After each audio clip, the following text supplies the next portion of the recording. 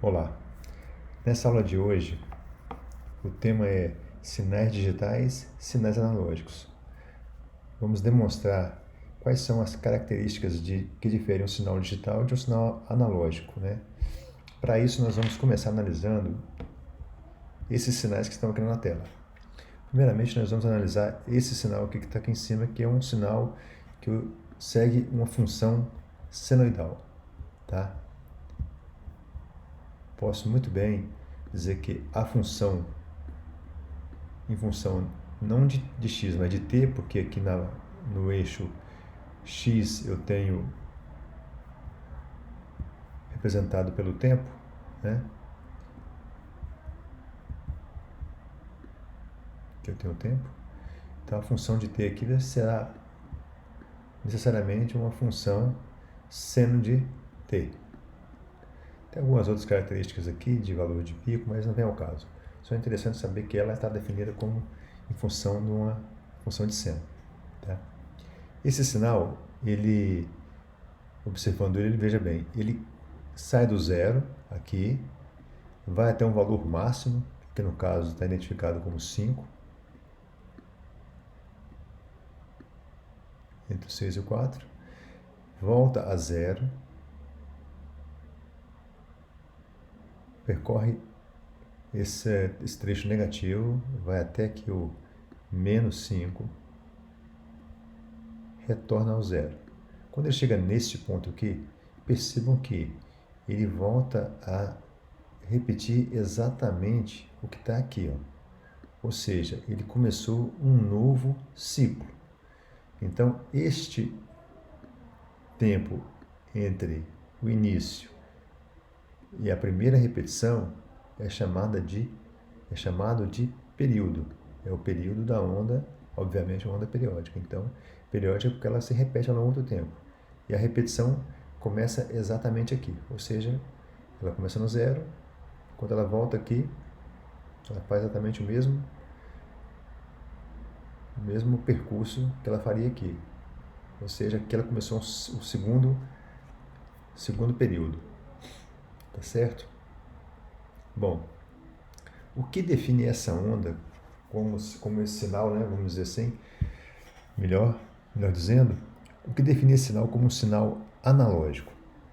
Vejam, se eu pego aqui nesse intervalo de tempo aqui, lembre-se que o eixo x é um intervalo de tempo, tá?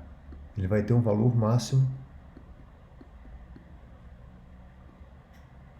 chamado valor de pico, que está aqui 5, tá? Se eu pego aqui, por exemplo, em 45 graus, ele vai estar mais ou menos 70%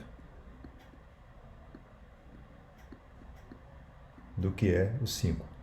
Mais ou menos aí 3,5 talvez, tá? Um pouco mais. Mas o interessante é o seguinte, entre esse intervalo 3,5 e 5, você vai ter uma infinidade de valores possíveis. Você pode ter o 4, está aqui o 4, sim.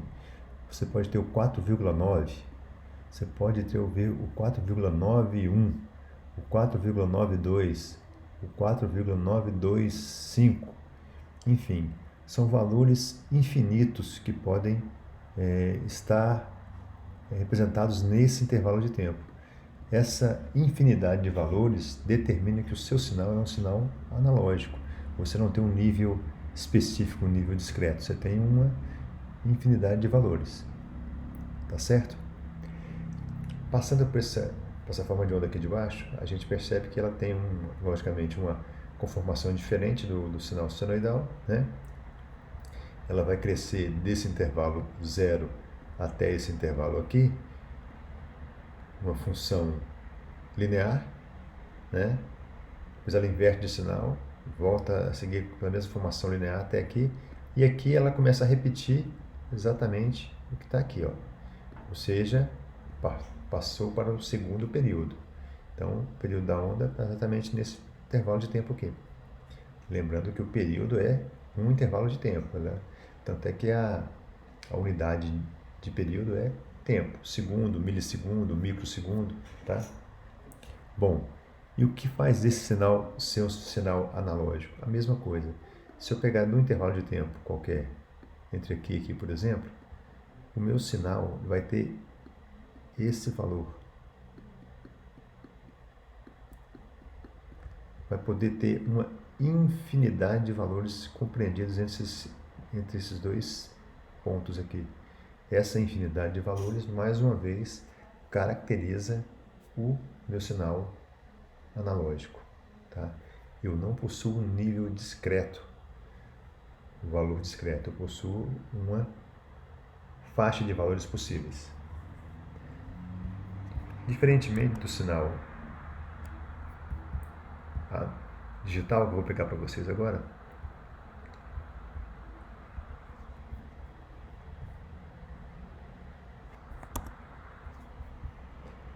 veja, imaginemos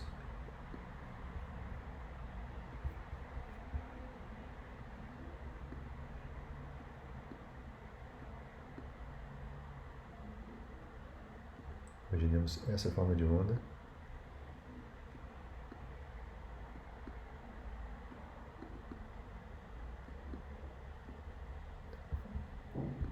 Que nós temos o eixo X, que é também o eixo de tempo, e aqui o eixo de amplitude. Tá? Esse é o valor da nossa onda. Eu vou chamar de A, um valor qualquer. Percebam agora que, se eu determinar uma faixa de tempo para avaliar, esse sinal nesse intervalo, por exemplo, vai ter o nível 0. Tá? O sinal que tem um valor fixo, que é 0. Se eu pegar esse intervalo de tempo aqui, qualquer que seja aqui, eu vou obter o valor A, que é esse valor. Se eu pegar inclusive aqui e aqui, eu vou ter dois valores possíveis, o 0 aqui nesse intervalo e o A nesse intervalo, mas são valores discretos. Eu não tenho aquela questão da infinidade de valores, né? Ou quantidade de valores possíveis. Aqui são dois discretos determinados. No caso da forma de onda senoidal e essa que é chamada de dente de serra, que ele se assemelha ao dente de serra, onde ele cresce de forma linear, você tem valores infinitos entre um intervalo de tempo determinado. Aqui não acontece isso. Então, esses dois sinais aqui são sinais analógicos e esse sinal de cá é um sinal digital. Essa é a grande diferença são as características que definem o que é um sinal digital de um sinal analógico. Né?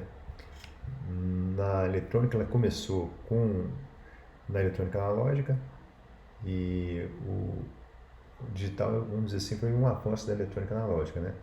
Por exemplo, vocês podem perceber que a TV, há pouco tempo atrás, houve uma transformação. Né? A TV aberta, ela passou do modelo analógico para o digital, porque o digital traz uma série de benefícios, né?